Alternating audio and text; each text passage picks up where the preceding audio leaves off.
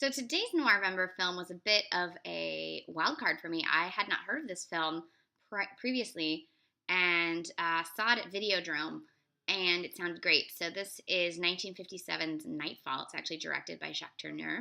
It was released in one of Columbia's Film Noir Classics box sets. It's from 1957, so it's towards the end of the original cycle of film noir, and it's based on a 1947 novel by David Goodis. So it's going to have twists and turns, and it's going to be good. What I really got from this, and the screenplay was by Sterling Silliphant, who also wrote In the Heat of the Night. What I really got from this was that this must have been a favorite film of the Coen brothers. Specifically, the ending is so much like Fargo that I was like, holy shit.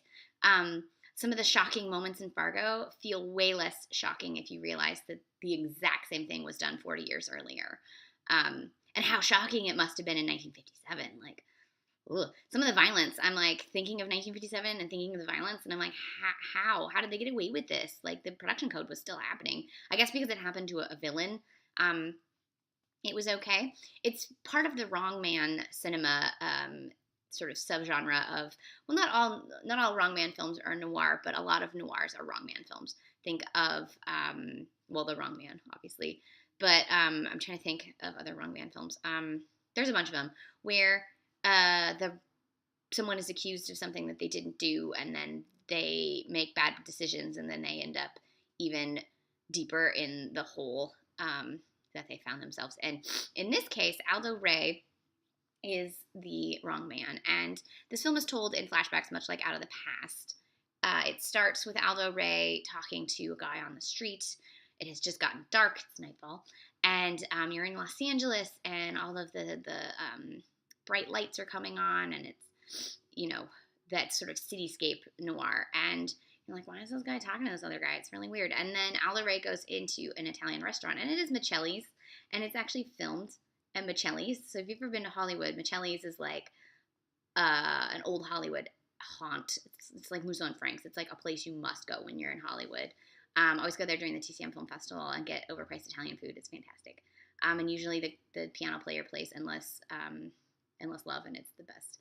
So not Endless Love. What is the one I'm thinking of? The George Michael song.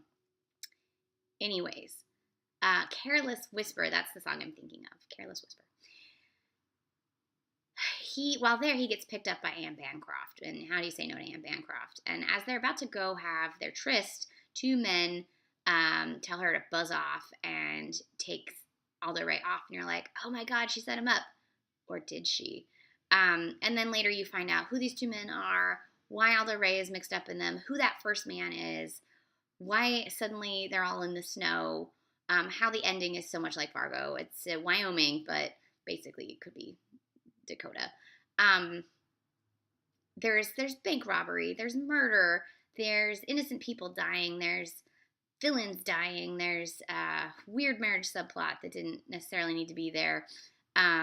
There's models, there's a fashion show, there's hot dresses, there's dialogue like, I'm going to shoot you, or I'm going to give you a second belly button. There's all kinds of great stuff. And it's a tight 78 minutes, so you're in for a little less than an hour and a half. And it just gets right to the story and never lets go. I love these sort of winter noirs. There's several of them. I saw one last year called Storm Fear that was written, or at least directed and produced and starring Cornel Wilde. I recommend that one as well.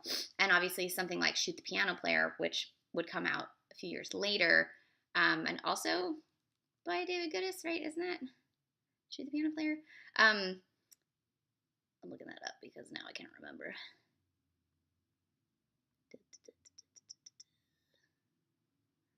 The internet doesn't. Yes, Shoot the Piano Player.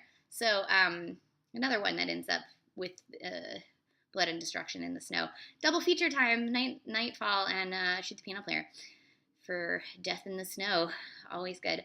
I actually read Shoot the Piano Player, and it was like really dirty.